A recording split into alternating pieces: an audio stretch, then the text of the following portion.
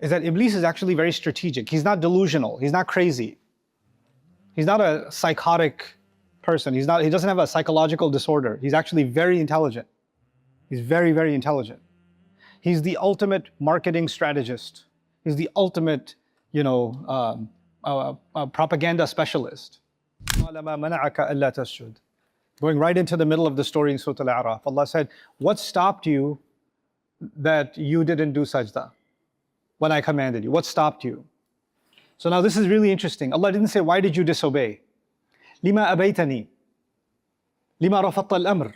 He didn't say, why did you disobey? He said, what stopped you? Ma mana'aka. What stopped you?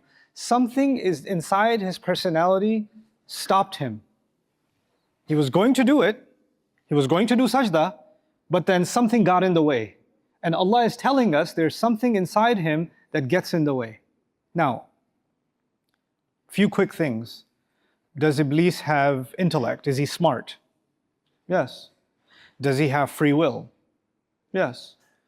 Does he have a sense of right and wrong? What's right and what's wrong? Does he have moral responsibility? Yeah, he has all of those things. And when he disobeyed Allah, this is different from when an atheist disobeys Allah. This is different from when someone who says, I have nothing to do with religion, disobeys Allah.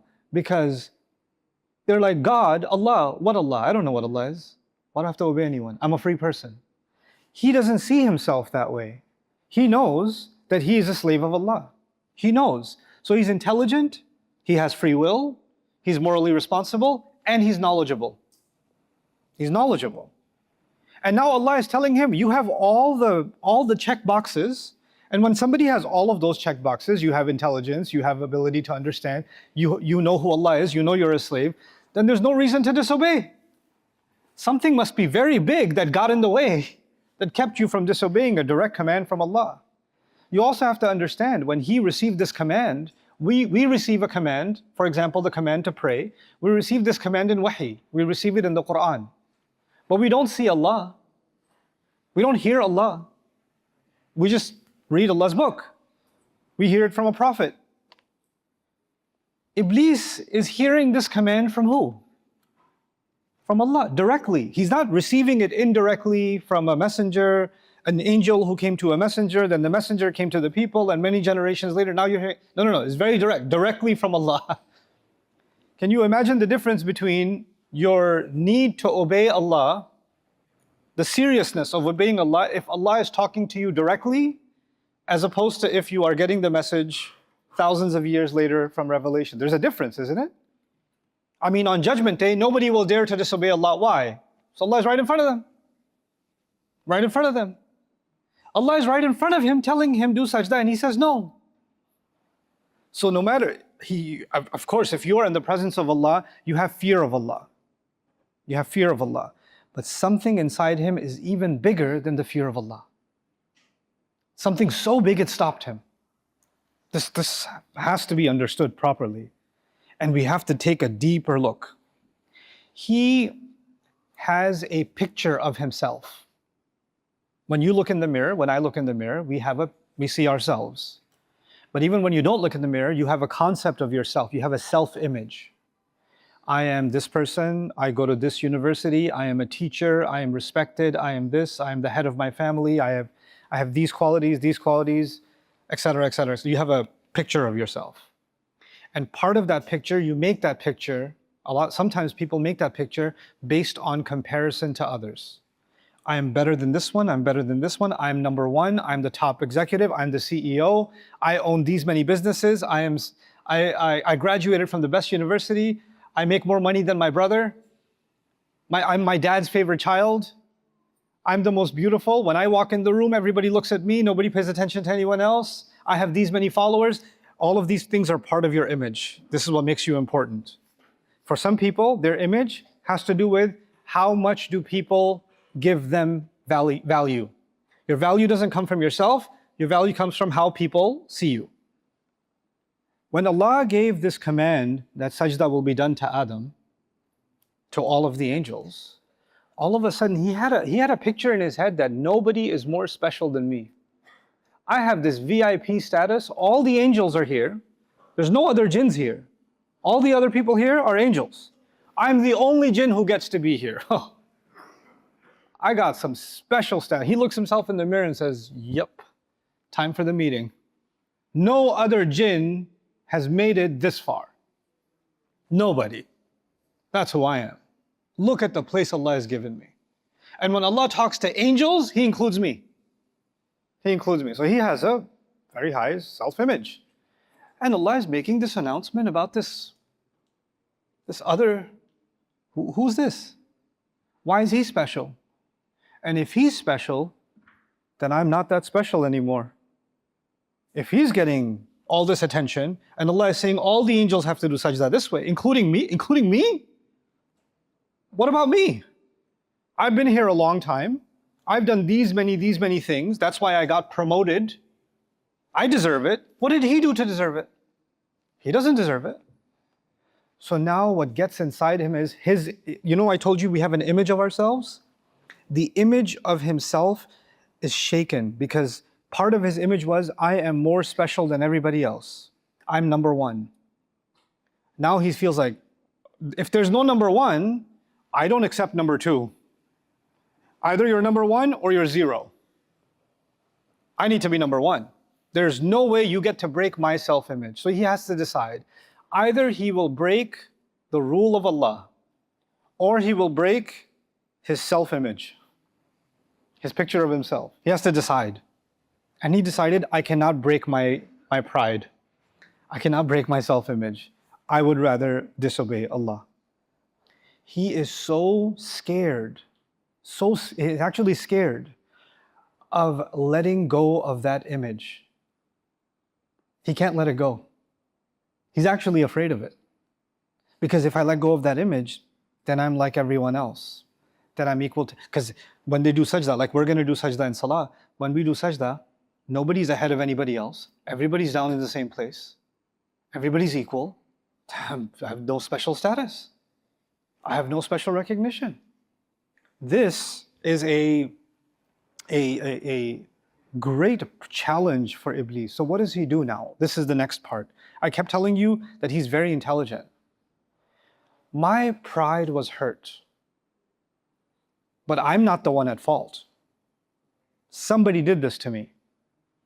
He finds two people to blame, or two to blame. He blames Adam and he blames Allah. He blames two. One was not enough. He has to blame two.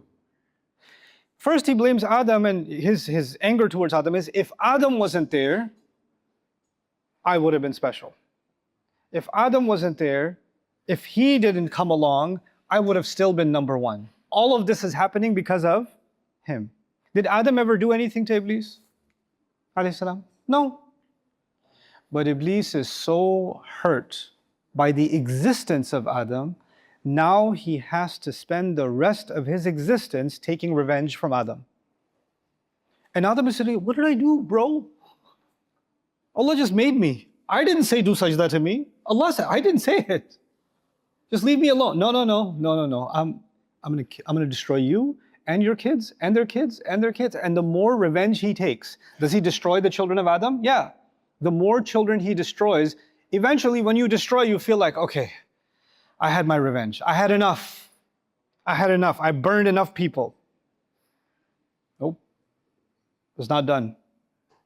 Because the problem isn't Adam at all. The problem is his image broke. And no matter how many people you destroy, you can't fix this. You can't restore this.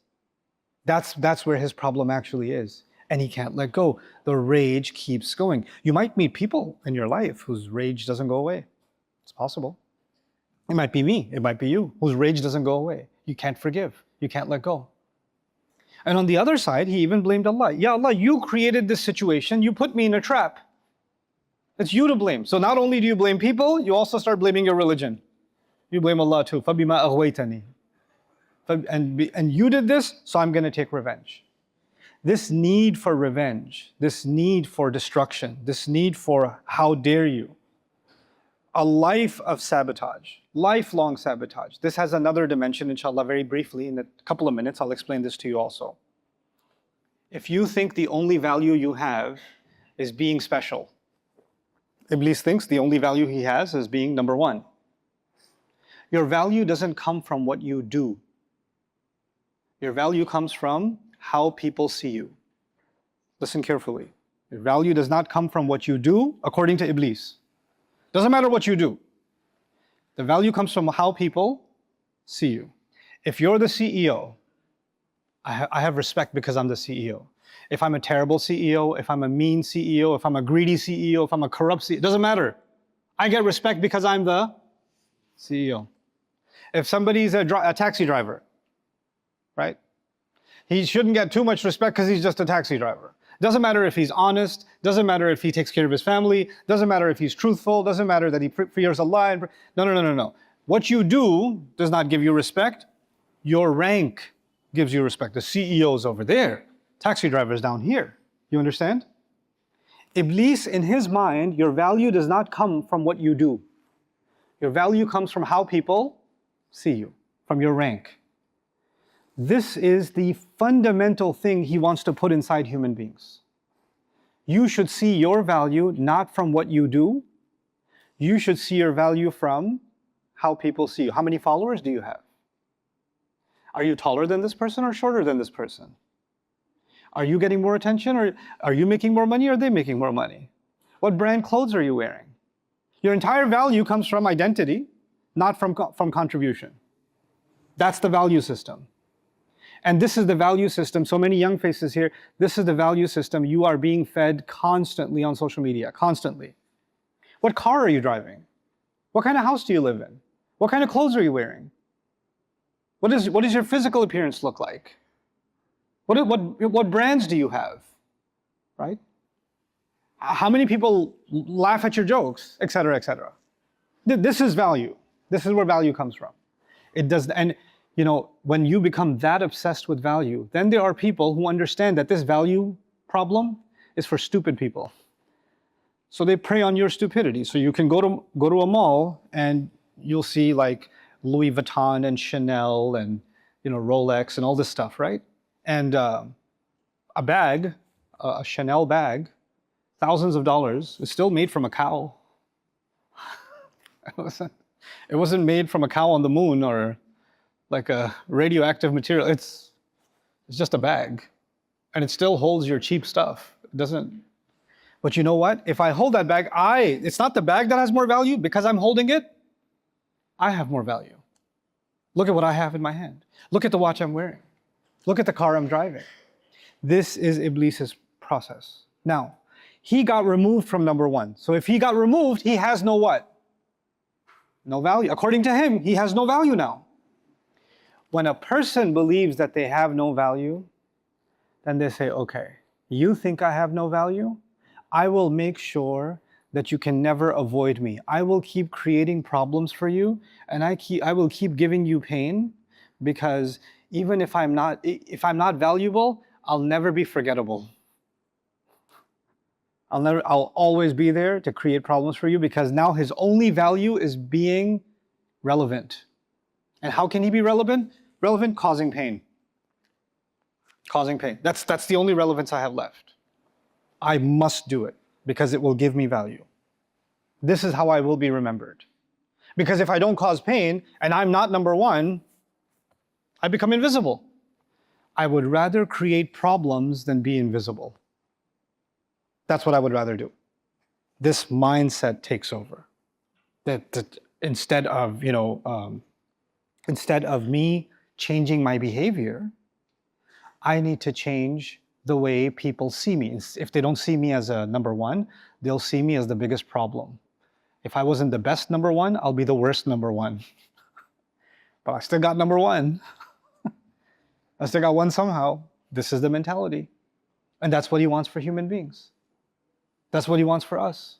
We have to step back and understand what he's doing. And the last thing I'll share with you, because my time's up, is that Iblis is actually very strategic. He's not delusional. He's not crazy. He's not a psychotic person. He doesn't have a psychological disorder. He's actually very intelligent. He's very, very intelligent. He's the ultimate marketing strategist. He's the ultimate, propaganda specialist. He is. But we're talking about what goes on in his own head. In his own head, he created a story. In that story, who did the wrong thing? Allah did something wrong, and Adam doesn't deserve. Adam, this is who's wrong. He created that story. Now that he created that story, it doesn't matter how much evidence he sees that his story is wrong. Because he's smart. He sees evidence that his story is wrong. Doesn't matter. Now that I've created this story, and in this story, I deserve to be number one, and I was removed unfairly, I will not allow this story to break from my head. Everything I will do will be based on this story. I don't need the truth, I have my truth. My truth is more important than the truth. So you can give me all the truth you want. Won't matter because I already created my truth. He wants human beings to create, each of you, he wants you to create your truth. Each of you, your own truth, your own truth, your own truth. And then somebody comes along, I don't want to hear it, I don't want to hear it, I don't want to hear it. Look at Yaqub alayhi salam. He's a prophet, right? Yaqub alayhi salam. And his kids were Muslim. And he's giving da'wah to them for many years. Do they listen to him? His own Muslim kids didn't listen to him, and he's a prophet. And all these years later, even then, because they had a story in their head, in their story, who was wrong? Yusuf is wrong and Yaqub is wrong. They're not wrong. So even years later, they say, إِنَّكَ فِي ضَلَالِكَ الْقَدِيمِ. You're still confused, old man. Basically, that's what they're saying to him. Right? Because they cannot break their story. They will break the world to keep their story intact. To keep their story intact. This is some of the small pieces of the personality of Iblis. And he wants me, he wants you, he wants the people you love. He wants those people to take parts of this personality and poison their life. It's not enough for him to suffer. If I fall, if I lost number one, I will make sure you lose it too. If all of us fail, that'll satisfy me. I know I'm going to burn anyway. I know I'm going to burn. Now the only agenda I have left is I need to make sure you burn.